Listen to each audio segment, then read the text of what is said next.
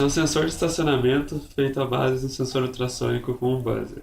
Então, conforme eu aproximo o objeto do sensor ultrassônico, ele vai me mostrar a distância na tela, mas como não vai conseguir ser visto pela câmera, então eu estou mostrando com uma régua mesmo, uma trena.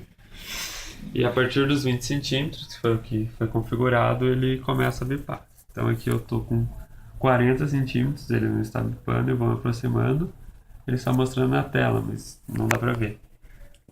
Eu vou me aproximando, ele não bipa. Quando eu chegar nos 20 centímetros,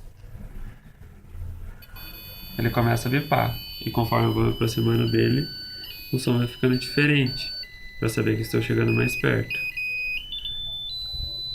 E se eu for se afastando, a mesma coisa, ele vai voltando.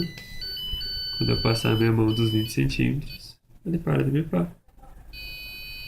Bipando, não bipando, bipando, não bipando.